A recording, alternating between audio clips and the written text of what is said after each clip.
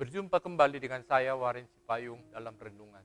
Sebelum kita mendengarkan renungan pada hari ini, mari kita terlebih dahulu mengundang kuasa Roh Kudus hadir di dalam diri kita. Bapa kami dalam sorga, terima kasih Tuhan, Engkau telah memberikan waktu kepada kami untuk datang merenungkan akan firman-Mu, agar bila mana Tuhan datang yang kedua kali, kami tidak tertinggal, tapi kami akan diangkat masuk ke dalam kerajaan Tuhan. Terima kasih Tuhan atas permohonan ini. Ampuni segala dosa dan kelemahan kami. Di dalam nama Yesus kami berdoa dan mengucap syukur. Amin.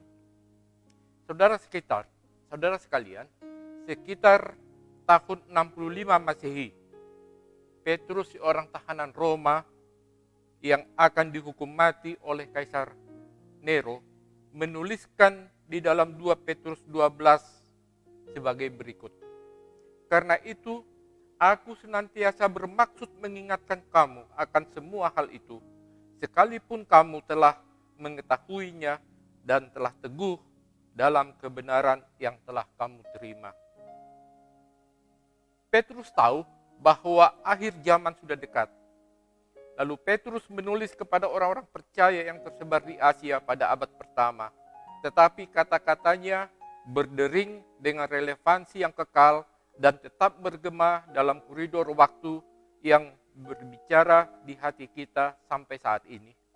Saudara sekalian, dalam 2 Petrus 1, Petrus membahas kepastian kedatangan Yesus.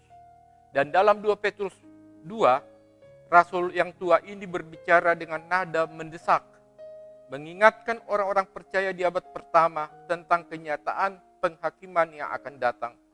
Sementara di bab terakhir dari surat pendek itu, Petrus berhadapan dengan para pengejek untuk menyanggah mitos bahwa Yesus tidak mungkin tidak datang sama sekali. Petrus menguraikan alasan-alasan dengan penundaan kedatangannya dan membuat seruan mendesak bagi semua orang yang percaya di setiap generasi untuk bersiap bagi kembalinya Tuhan kita. Saudara-saudara sekalian, saya ada mencatat 9 kata-kata nubuatan yang berbicara tentang kedatangan Tuhan yang kedua kali. Yang pertama, Henokh, yang hidup pada generasi ke-7 dari Adam. Dia bernubuat dalam Yudas 14, sesungguhnya Tuhan datang dengan beribu-ribu orang kudusnya. Yang kedua, Raja Daud menyatakan dalam Mazmur 50 ayat 3, Allah kita datang dan tidak akan berdiam diri. Kemudian Daniel menambahkan dalam Daniel 2 ayat 44, Allah semesta langit akan mendirikan suatu kerajaan yang tidak akan binasa sampai selama-lamanya. Yehezkiel, Amos, Mika, dan Hosea juga meneriakkan seruan itu. Dan kemudian masing-masing penginjil dalam perjanjian baru, yaitu Matius, Markus, Lukas, dan Yohanes menyatakannya juga. Kemudian yang ke-8, malaikat-malaikat pada saat kenaikan Yesus juga menyatakannya di dalam Kisah 1 ayat yang ke-11.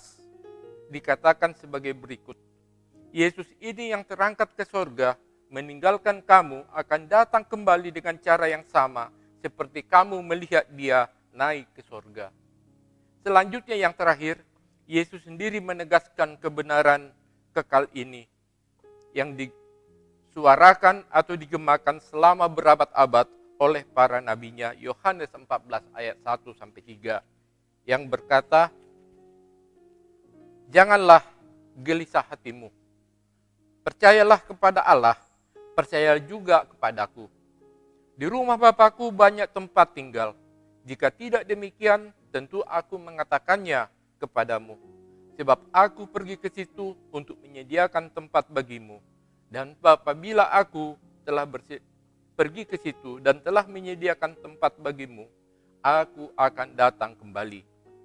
Inilah yang dikatakan Petrus, jangan kehilangan harapan.